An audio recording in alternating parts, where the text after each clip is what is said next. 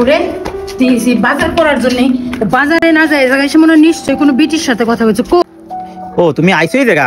এই যে দাঁড়াই রয়েছে এই জায়গা, বাজারে লিস্ট দিছি, বাজারে যাওয়া লাগবে না। চিল্লা পাল্লা করো না, তুমি পাশে এসে দাঁড়াও এখানে। কি এই জায়গা দাঁড়ায় কি করবে? এই জায়গা দাঁড়াইলে খাওয়া হবে না। খাওয়া তো হবে না, তবে একটু দাঁড়াও। কি বলবা তাড়াতাড়ি বলো, আমার অনেক কাজ আছে। কাজ আরো থাকবে, কিন্তু আমরা কেমন জানি দুজনের থেকে একটু বেশি সরে যাচ্ছি না? কথাটা ঠিকই বলছো তাই না? সবার ঊর্ধ্বে হলো আমরা, কিন্তু আমরা এই সংসারে পেশারে পড়ে কেমন জানি আলাদা হয়ে যাচ্ছি। কথাটা তুমি ঠিকই বলছো, কিন্তু তারপরেও সংসারে থাকতে হলে তো সবকিছু মানায় গোছায় চলতে হয় তাই না?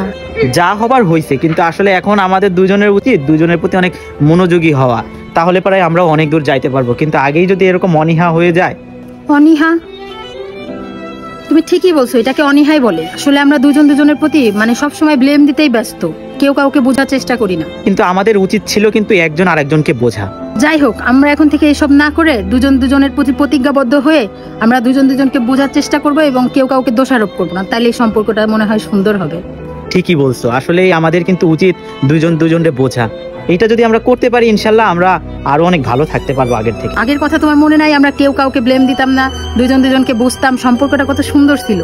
ঠিকই বলছো, তাহলে আসো এখন থেকে আমরা সেই আগের মতো হয়ে যাওয়ার চেষ্টা করি। ছেড়ে যাওয়াটাই সমাধান না, যত্ন করলে সবকিছুই সুন্দর থাকে। তো আমাদের উচিত প্রতিটা সম্পর্ক এভাবে যত্নে রাখা।